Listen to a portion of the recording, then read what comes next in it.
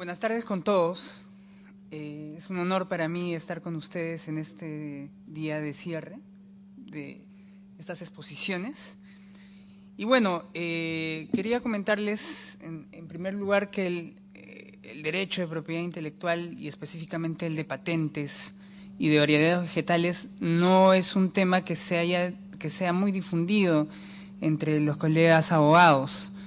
Y en realidad es un tema que es bastante rico en contenido y bueno, sería bueno que mucha gente tome conocimiento de esto y que se especialice en esto también. Luego de terminar la sesión se van a dar cuenta de que es un tema enriquecedor e importante, sobre todo para la industria. Ok, bueno, he decidido comenzar, o he querido comenzar, enseñándoles esta figura. Esta es la muralla china, que tiene todas estas características imponentes en cuanto a altura, largo y ancho. En el apogeo Ming, se señala, fue custodiada por más de 1 millón de guerreros y fue construida principalmente para proteger la frontera norte del imperio de los ataques de varias tribus nómadas. Ahora, el problema con esta muralla fue que no estaba cerrada completamente. Entonces, esta falta de delimitación final hizo que en algún momento esa construcción que había producido tan brillantes efectos defensivos fuera finalmente conquistada por los mongoles. Y con esto quiero dar a entender que en el derecho de la propiedad intelectual especialmente, se tiene que basar en una delimitación clara, en una frontera, en un cerco, que ahora les voy a explicar cómo se constituye.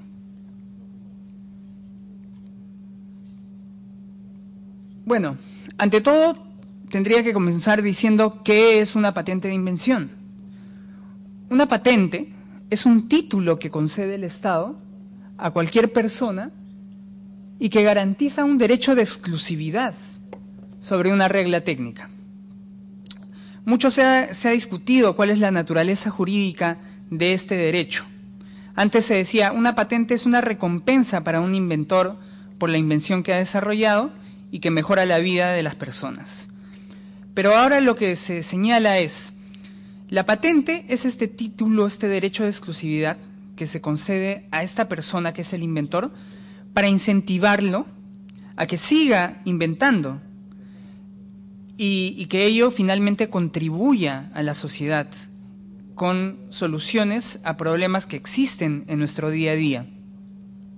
Entonces, este derecho de exclusividad va a hacer que solamente el titular de la patente pueda explotar la materia técnica que ha sido protegida. Nadie más sin su consentimiento lo puede hacer. Y este derecho tiene una duración de 20 años. ¿Ok? Para que una invención pueda ser protegida a través de una patente, tiene que cumplir ciertos requisitos que son analizados por la oficina de Indecopi, que es la Dirección de Invenciones. Básicamente son estos 3 requisitos. Tiene que cumplir con ser nueva, tener nivel inventivo y ser susceptible de aplicación industrial. Les voy a explicar brevemente esto. Para que una invención sea considerada novedosa, se tiene que considerar que no haya sido divulgada por cualquier medio antes de la presentación de la solicitud de patente. Si hoy yo, inventor, presento mi solicitud de patente a Indecopi, se entenderá que será novedosa si antes de hoy no ha sido divulgada por ningún medio. El nivel inventivo tiene que ver con la contribución que hace el inventor a los problemas que existen en nuestro día a día. Si esa contribución es importante y no es obvia para cualquier persona que es versada en la técnica correspondiente, entonces tendrá nivel inventivo. Porque aquí lo que se trata de proteger no son pequeños pasos, sino pasos importantes. Y ser susceptible de aplicación industrial significa que la materia protegida puede ser utilizada en cualquier industria. ¿Ok? Y estos son los requisitos que analiza Indecopi. nuestro marco jurídico está constituido por dos cuerpos normativos principalmente: la decisión 486 de la Comisión de la Comunidad Andina y el decreto legislativo 1075, que es el que aprueba las disposiciones complementarias de esta decisión. En este sentido, tenemos que reconocer que nuestra norma referida a patentes es una norma de carácter supranacional que involucra a los miembros de la Comunidad Andina: Ecuador, Colombia, Perú y Bolivia. Todos nosotros nos manejamos bajo los mismos requisitos y conferimos la misma protección. Ahora, cada inventor tiene que solicitar una patente en cada país para obtener protección. No hay tal cosa como una patente internacional. Las patentes tienen que solicitarse y concederse en cada país. Y es responsabilidad o libre voluntad del inventor ver a qué países debe ir o puede ir para solicitar la protección. Y el decreto legislativo 1075 es una norma nacional que se dictó como consecuencia del tratado que se celebró con Estados Unidos, conocido comúnmente como TLC, y que rige a partir del 2009 y que regula algunas disposiciones adicionales sin afectar el contenido básico que establece la decisión 486. Ahora, el trámite de una solicitud de patente comprende dos etapas, y eso lo deben tener presente. Una etapa formal, que es de análisis de requisitos de admisibilidad. No sé si lo he señalado, todo este trámite lo sigue la Dirección de Invenciones y Nuevas Tecnologías del INDECOPI, es la oficina de patentes. ¿Okay? Y esta oficina está compuesta tanto por abogados como por personal técnico, que va a analizar la patentabilidad de una invención. Entonces, los abogados estarán encargados de revisar que la solicitud cumpla con los requisitos formales, señalar el nombre del inventor, cuál es el titular y demás datos correspondientes a la solicitud de patente, que cumpla con tener los documentos necesarios, sobre los cuales voy a comentar seguidamente. Y una segunda etapa, que es la evaluación de fondo o examen de patentabilidad, que es efectuada por un examinador. Dicho esto, quisiera señalar que el 97% de patentes que se tienen en el Perú son de titularidad de empresas transnacionales. Solamente el 3% tiene como titular a una persona jurídica o natural peruana. Eso es una cifra quizás un poco desalentadora en cuanto a que refleja nuestra poca capacidad de patentar, pero que significa a la vez un reto para los inventores y para el Estado, para apoyar a los inventores nacionales. Esta evaluación de fondo debe hacerse pública. Para pasar a esta etapa, la solicitud debe hacerse pública.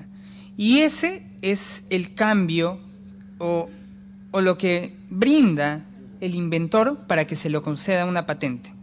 Muchos han señalado que la patente es un contrato entre el Estado y el inventor. El Estado le da al inventor 20 años de exclusividad sobre la materia protegida a cambio de que el inventor divulgue el contenido de su invención, la haga accesible a toda persona. ¿Y esto para qué? Para que cualquier persona versada en la materia pueda investigar a partir de esa invención y mejorar el estado de la técnica, mejorar eso que constituye la invención, añadirle algunas cosas y hacer que finalmente el beneficiado o la beneficiada sea la sociedad a través de soluciones que implican las invenciones. ¿Ok? Entonces podemos decir que, por dar un ejemplo, los teléfonos inteligentes o smartphones pudieron haber sido materia de una solicitud de patente, y al haber sido hecha pública la invención, cualquier tercero puede mejorar esa invención, dándole cualquier aplicación adicional que pueda pueda mejorar este invento y que solucione problemas que existen en nuestra vida cotidiana. Entonces, la libre accesibilidad de la solicitud involucra su publicación en el diario El Peruano, que es efectuada por el mismo solicitante por mandato de la autoridad. La autoridad le dice al inventor, al solicitante en este caso: solicitante, tienes que publicar tu invención para que cualquier tercero sepa que hay una solicitud de tu invención y que pueda leerla, y que pueda investigar, y que pueda mejorar los problemas que existen en nuestro día a día. Pero además, esta publicación permite que cualquier persona que crea que esta persona no tenga derecho para acceder a esta patente pueda oponerse. Es decir, dentro del trámite de registro de una patente, cualquier persona puede presentarse y oponerse a que se patente una invención, porque no cumple algunos de los requisitos o este tipo de cosas. Entonces dice, quien tenga legítimo interés tiene la oportunidad de oponerse a la solicitud, a fin de evitar que se otorgue la patente. Y para esto hay un plazo de 60 días. Ahora, en el Perú, el sistema de propiedad intelectual o de patentes en el Perú concibe dos modalidades de patentes. Una patente de invención, que es para nuevos productos y procedimientos, y patentes de modelo de utilidad, que son pequeñas, llamadas también pequeñas invenciones, que son mejoras a lo que ya existe. Entendamos por patente de invención, por ejemplo, al lapicero o bolígrafo. Cuando salió al mercado, vino a reemplazar a las plumas que manchaban el papel. ¿Ok? Entonces, el lapicero viene a solucionar este problema existente en el estado de la técnica y posteriormente pueden darse mejoras a este lapicero. Por ejemplo, el ganchito que tiene el lapicero para colgarlo en la solapera. Y ese pequeño avance puede ser protegido a través de un modelo de utilidad.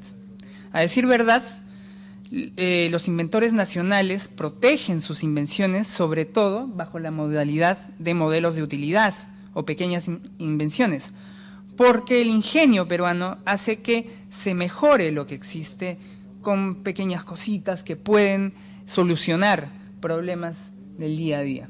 ¿Okay? Entonces, la diferencia es que la patente de invención tendrá un plazo de 20 años y la patente de modelo de utilidad tendrá un plazo de protección de 10 años. Además, se conciben requisitos diferentes para ambas modalidades. Como señalé hace un momento, las patentes de invención, para ser protegidas, deberán cumplir con ser novedosas, tener nivel inventivo y aplicación industrial. El modelo de utilidad es una modalidad que solamente requiere que el invento sea nuevo y que tenga una ventaja técnica. Entonces vamos a ver que solicitar una patente de modelo de utilidad y tener protección para este tipo de invención es más fácil. Por eso es que además los inventores nacionales optan por esta modalidad. Y bueno, ¿cómo se compone un documento patente? ¿Qué es lo que tiene que presentar el solicitante? Básicamente un documento que contenga 3 elementos. Una memoria descriptiva o descripción. La memoria señala cuáles son los antecedentes, la problemática que existe y la descripción detallada de la invención, así como ejemplos. Supongamos que, en el caso del lapicero, el inventor dice: la problemática que existe en el estado del arte es que las plumas manchan el papel. Y lo que yo he venido a solucionar es ese problema inventando el lapicero, que es un instrumento que sirve para no manchar el papel. ¿Ok? Entonces, se hace una descripción detallada de la invención. A esto, además, opcionalmente, se le pueden agregar dibujos para explicar mejor cuál es la invención. Y el elemento más importante de un documento patente es la reivindicación o reivindicaciones. Estas son, en realidad, esa muralla china, ese cerco que se levanta para que nadie pueda usar o explotar mi invento. Y señalado esto, quiero comentarles por qué este elemento existe en una solicitud de patente. En el derecho europeo, cuando se patentaba algo, eran tomos de la invención. Se señalaba cuáles eran los problemas, la manera de solucionar, Y cuando había un problema en juicio, el juez tenía la dificultad de identificar cuál era la invención, qué estaba protegido, porque tenía que leer todos los tomos y verificar o casi adivinar cuál era la invención. Para superar este problema nace el sistema de reivindicaciones, que son notas concisas y claras que delimitan el ámbito de la protección. ¿En qué consiste mi invento? Este es un ejemplo de reivindicación. Hay reivindicaciones más pequeñas, pero en general son notas bien concisas. El juez tendría que ver solamente esta nota para saber en concreto en qué consiste la invención protegida. Y esto también es importante ver porque a veces cuando alguien dice me están copiando mi patente, dice o señala que le están copiando aquel producto que tiene en el mercado. Digamos el inventor del iPhone, Steve Jobs. Dice, me están copiando el iPhone. Pero de repente aquello que él piensa que está siendo vulnerado no está en la reivindicación. Y si no está definido en la reivindicación, entonces no tendrá protección sobre ello. Aunque esté en el mercado, aunque haya sido suyo, aunque haya sido el primero en lanzarlo al mercado, si no está en la reivindicación, que es la parte más importante del documento patente porque define el alcance de protección, entonces no se tendrá protección sobre eso. Esto es muy importante. En el derecho de patentes considero que esto es lo más básico, lo más esencial que se debe manejar por todos los abogados, por lo menos. Porque deben de entender cuál es el alcance de protección de una patente. Cuando alguien acuda a ustedes y les digan, están violando mi patente, tienen que decirle, ok, preséntame cuál es tu pliego de reivindicaciones, cuáles son tus notas de reivindicaciones, porque son estas las que definen el ámbito de protección. Y es en base a estas notas que se hace la comparación de novedad, de nivel inventivo y de aplicación industrial. Es decir, los requisitos de patentabilidad se efectúan sobre la base de estas notas de reivindicaciones. Y además sirven para que, una vez otorgada la patente, digamos que alguien está vulnerando el alcance de protección de la patente, porque está vulnerando la reivindicación. Es esta la parte más esencial de un documento patente. Y tan es así que la decisión 486, a través de su artículo 51, establece que el alcance de protección que confiere una patente está determinado por el tenor de las reivindicaciones. Y que la descripción, es decir, todo ese conjunto de papeles y los dibujos que son presentados opcionalmente, solamente, bueno, tendrán una función para interpretar las reivindicaciones. Pero, como se señala ahí, la reivindicación establece las reglas del juego. Tienen que estar perfectamente definidas, claramente establecidas. La reivindicación es la regla técnica clara y concisa que delimita la materia amparada por la patente. ¿Okay? Entonces, por ejemplo, en el caso del lapicero, si tuviéramos que redactar una reivindicación, diríamos elemento para escribir que consiste en un artefacto que tiene una punta por donde se escribe y toda una superficie con la que se puede asir el lapicero, ¿no? Entonces es una nota muy clara y concisa. Existen dos categorías de invenciones: productos y procedimientos. Se puede patentar un producto, en este caso puse un ejemplo, como taza de metal caracterizada por tener un asa que se une a su superficie externa a través de pernos, como el dibujo, y también reivindicaciones de procedimiento, porque a veces nosotros tenemos un producto, pero en la industria dicen, ok, ¿cómo podemos hacer para hacer más eficiente el proceso para obtener ese producto? Y pueden mejorar el proceso, además, para obtener un producto que ya es conocido, pero que van a mejorar la eficiencia en su producción. Por eso es que los procesos también pueden ser protegidos por patentes. Estas son las dos categorías más importantes de invención. ¿Hasta dónde llega la importancia en la redacción de un pliego de reivindicaciones? Es muy importante, porque, por ejemplo, imaginemos que yo soy el inventor del tenedor, ¿ok? Y lo describo como, en la primera figura, un instrumento hecho de plata cuyo mango está unido a una cabeza que cuenta con 4 dientes largos. Por lo general, un inventor tiende a redactar su reivindicación de esta manera como lo primero que ha inventado. Pero si tenemos en cuenta esta reivindicación, a lo que quiero llegar es, yo estoy definiendo un instrumento de plata. Si alguien en el mercado lanza un producto que es de madera o de cualquier otro material, digamos plástico, ¿estará vulnerando mi alcance de protección? En un primer momento tendríamos que decir que no. Además estoy definiendo que la cabeza cuenta con 4 dientes largos. ¿Qué pasaría si alguien saca un tenedor que tenga 2 dientes o 3 dientes? ¿Estaría vulnerando mi alcance de protección? Diríamos que no. Entonces nos damos cuenta de la importancia de la reivindicación como elemento que protege la patente, porque a través de podemos tener finalmente una protección que es buena para el inventor o algo que no sirvió finalmente. ¿Okay? La protección más amplia podría ser un instrumento que cuenta con un mango que además cuenta con 1 o más dientes. Esa protección es más amplia y mejor para el inventor y nos hace notar la importancia de esto. Esta es una reivindicación para que vean. Y lo malo es que mientras más elementos tiene una reivindicación, menor será la protección. Porque bastará que yo, como persona que pretende infringir el derecho, cambie un elemento para que ya no haya infracción. Y esto es importante tener en consideración también, porque para que haya una violación a una reivindicación, tendrán que presentarse en el procedimiento denunciado, todos los elementos constitutivos de la reivindicación. Por eso es que en el ejemplo anterior, si yo estoy reivindicando un tenedor hecho de plata, entonces cualquier producto que supuestamente infrinja tendrá que también ser de plata. Tendrá que, un producto infractor o un proceso infractor tiene que cumplir con todos los elementos que están en la reivindicación. Por eso les digo que esta reivindicación ha sido protegida, pero es una mala reivindicación, porque define un montón de elementos y eso no es necesario. Por lo general,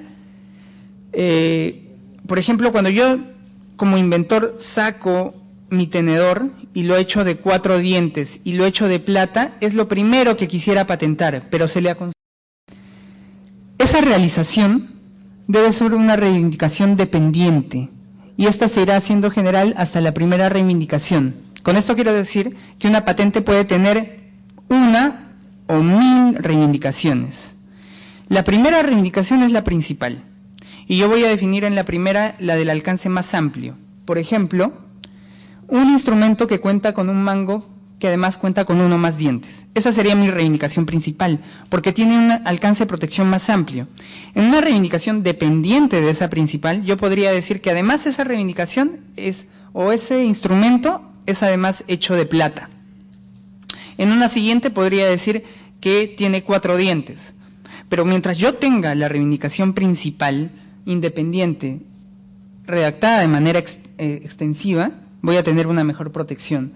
Y la reivindicación principal, o la primera, debería ser aquella que sea la más genérica.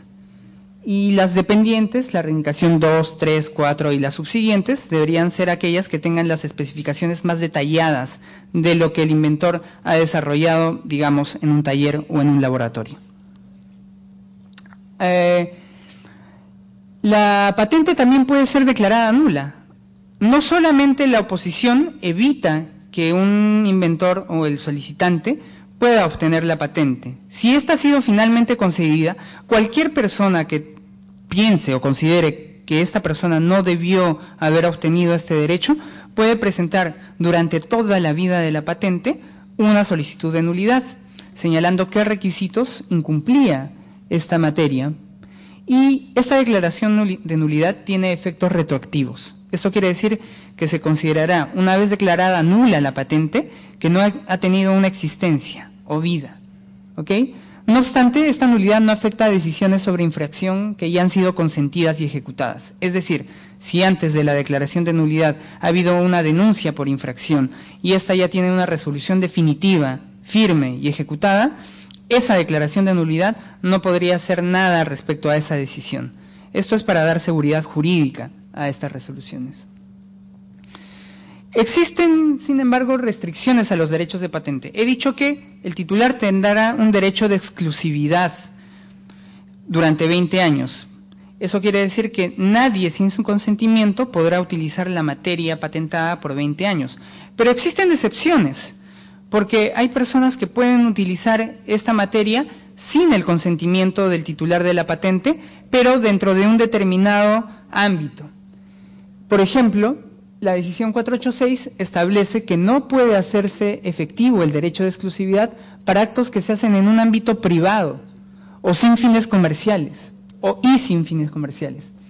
Y los actos realizados exclusivamente para experimentación. Esto es importante porque justamente como les señalé, el fin de que se haga pública la invención a través del procedimiento de patente es que cualquier persona pueda tener acceso a la materia que se está inventando y que pueda mejorarla para beneficio de la sociedad.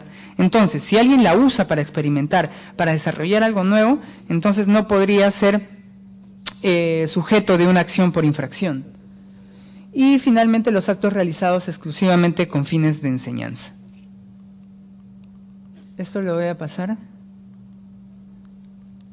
He traído también unos casos contenciosos, pero solamente voy a tratar dos que son muy didácticos. Esta es una patente de modelo de utilidad del gerente de la empresa Cantol para una cerradura de sobreponer con un aro interior y cuerpo como única pieza.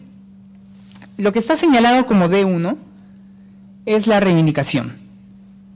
¿Ok? Y la reivindicación señala que esta cerradura se caracteriza porque el cuerpo y el aro interior están íntegramente formados en una sola pieza.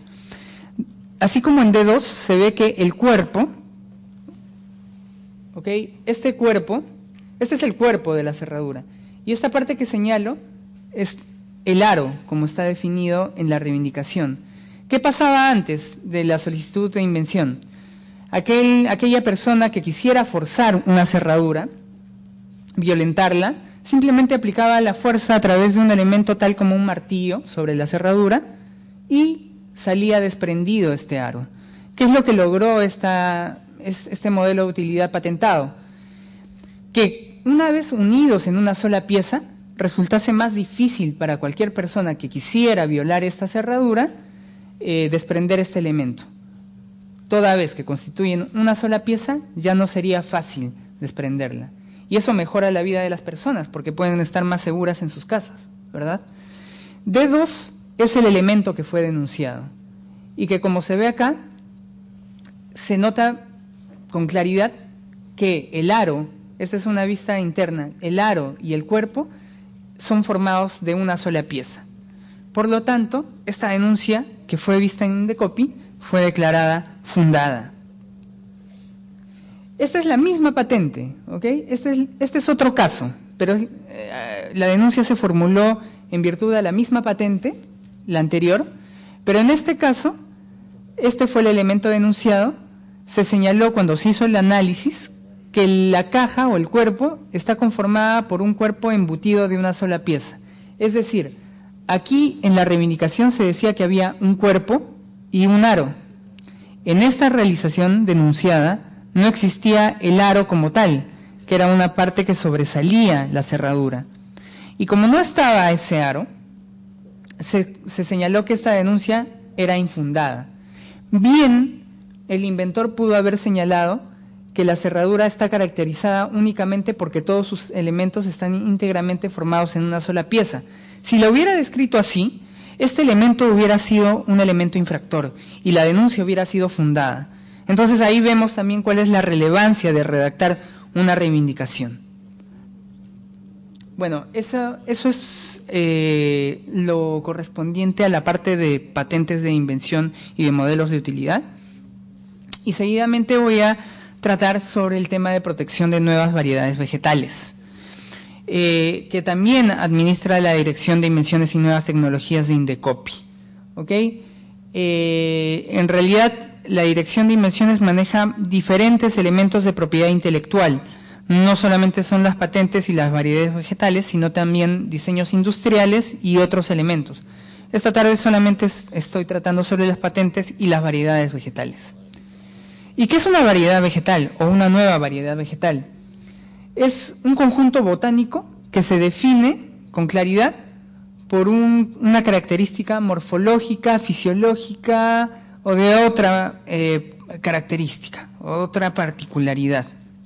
Y con esto lo que se quiere decir es, para una especie, para una misma especie vegetal, por ejemplo, digamos, las uvas, yo puedo hacer en base a una uva un cruzamiento de diferentes especies y sacar una variedad mejorada, que por ejemplo tenga una resistencia a los plaguicidas o que tenga un promedio de vida mejor u otra ventaja.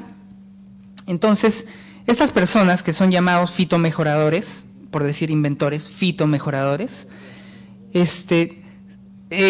sacan nuevas variedades vegetales. Y este producto del intelecto también ha sido materia de protección a través del sistema de propiedad intelectual, por el sistema de nuevas variedades vegetales. ¿Okay? Aquí vemos diversos casos de protección que fueron obtenidos en Indecopi. Hay variedades vegetales para vides, para caña de azúcar o para flores, como la flor marigol. El sistema legal de las variedades vegetales, igual que el sistema de patentes, está regido por una norma comunitaria, en este caso por la decisión 345 de la Comisión del Acuerdo de Cartagena, que tiene normas nacionales que la desarrollan, pero principalmente es la decisión 345 la que establece cuáles son los requisitos y cuáles son los alcances de protección del titular de una nueva variedad vegetal. Los agentes competentes para ver una solicitud de variedad vegetal son la Dirección de Invenciones, que es la entidad competente para revisar los aspectos formales y para registrar finalmente esta variedad, pero Indecopi no cuenta con personal técnico para realizar el examen de registrabilidad de este tipo de elemento de propiedad intelectual. Ello es efectuado por el Instituto Nacional de Innovación Agraria, a través de una subdirección, que es la competente para llevar a cabo los estudios y ver si esta nueva variedad cumple con los requisitos de la decisión 345. ¿Y cuáles son estos requisitos? Son 5 esencialmente: la novedad, la distinción, la homogeneidad, la estabilidad y la denominación. A continuación voy a tratar sobre cada uno de ellos. La novedad y la denominación son requisitos que ven Indecopi, y los otros 3 son requisitos que están a cargo de la verificación del INIA, como dije. La novedad es como se señaló en el caso de patentes. Si yo presento hoy mi solicitud de variedad vegetal, se considerará que algo puede destruir la novedad de mi variedad vegetal si ha sido comercializada dentro de la comunidad andina un año antes de esa presentación y 4 años antes en cualquier territorio distinto de la comunidad andina, digamos Estados Unidos o en Europa. ¿Okay? Entonces, tenemos que considerar que el fitomejorador no tiene para obtener una protección de este tipo, no tiene que hacer accesible al público su variedad vegetal a través de la comercialización. Una vez que la haya comercializado y no haya podido presentar su solicitud, una vez que la presente, se considerará que no cumple con este requisito de novedad. Es importante para estas personas que tengan en consideración esto. El requisito de distinción es aquel que se caracteriza porque las variedades deben diferenciarse claramente una de otras. En este caso, por ejemplo, si mi variedad estuviese caracterizada porque los pétalos están separados, se entenderá que se diferencia claramente de aquellas variedades en las que los pétalos están solapados, como en este caso 3. Entonces, si estas características son lo suficientemente distintas para establecer que una variedad es diferente de la otra, entonces cumplirá con este requisito. En este caso, por ejemplo, el color de fruta de la manzana definirá que se está ante variedades que son distintas. ¿Ok? El requisito de la homogeneidad trata sobre la misma variedad que ha desarrollado el fitomejorador y versa si o se cumple si es suficientemente uniforme en sus caracteres esenciales. Es decir, si en mi producción de variedades vegetales todas las variedades cumplen con tener las características que yo he definido como que son aquellas que yo he desarrollado, entonces cumplirá con el requisito de homogeneidad. Si todas mis flores que he desarrollado tienen un tamaño similar, se cumple con este requisito. Si por el contrario, en la cosecha se establece que no hay un carácter homogéneo, que las flores que han sido desarrolladas tienen distintos tamaños, entonces se establecerá que no se cumple con este requisito. En el tema de estabilidad se ve si los caracteres, si esos caracteres, por ejemplo, el tamaño o el color, se transmiten de generación en generación, si esas características esenciales se mantienen. Si esta cosecha es igual a la siguiente y esta a su vez a la siguiente, y esto se mantiene perennemente, se establecerá que hay estabilidad en esta variedad y cumplirá con este requisito. Esta es la primera generación de vides y esta es la segunda. Se mantienen las características esenciales en cuanto a tamaño, por ejemplo. ¿Okay? Y la estabilidad quiere decir que es esa, ¿no? La estabilidad que se puede mantener de generación en generación. De la primera a la segunda, de la segunda a la tercera y así sucesivamente. Y la denominación es una denominación de fantasía que establecen los fitomejoradores. En este caso, por ejemplo, esta vid ha sido denominada como Scarlet Royal y no debe haber sido registrada anteriormente como una marca, si no, no podría ser protegida. ¿Cuáles son los derechos del titular? Igual como en el caso de patentes, se tendrá un derecho de exclusividad y nadie sin la autorización del titular de la variedad vegetal podrá producir, reproducir, multiplicar o propagar esta variedad. ¿Ok? Pero igual que en el caso de las patentes, existen algunas excepciones. Por ejemplo, si se realiza o se produce esta variedad a título experimental o solamente en el ámbito privado y sin fines comerciales, o cuando la variedad o para la obtención y explotación de una nueva variedad.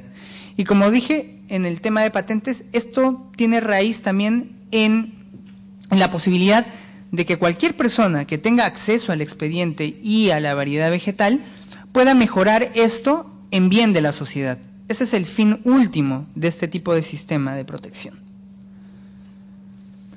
También existe una excepción como la del privilegio del agricultor, que no lesiona los derechos del titular de una variedad vegetal, también llamado obtentor.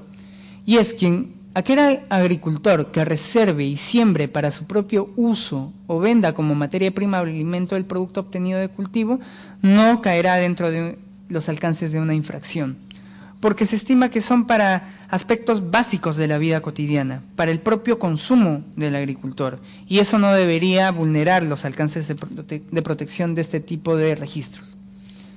Para finalizar, les he traído una experiencia de denuncia por infracción que se tuvo en Indecopi.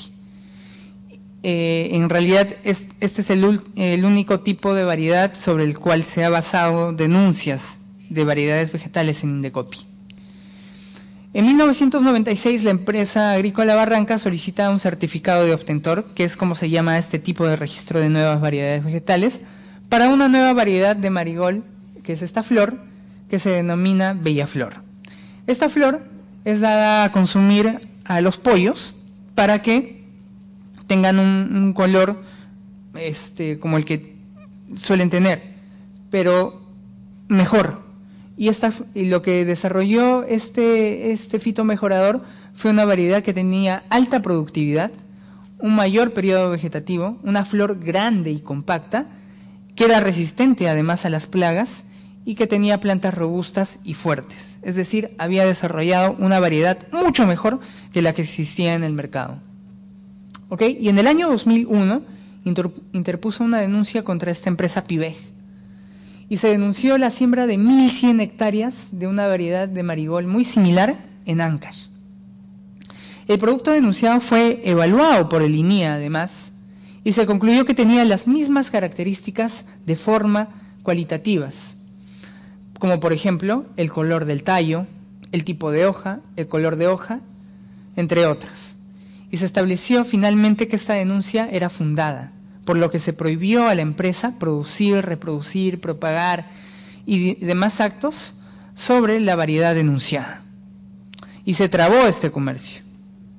Igualmente, en el año 2004 denunció a otra empresa, al amparo de la misma variedad vegetal, denunciándose que habían grandes extensiones de siembra de esta variedad. El producto también fue evaluado por el INIA y se concluyó que tenía el mismo nivel de expresión morfológico que la variedad protegida.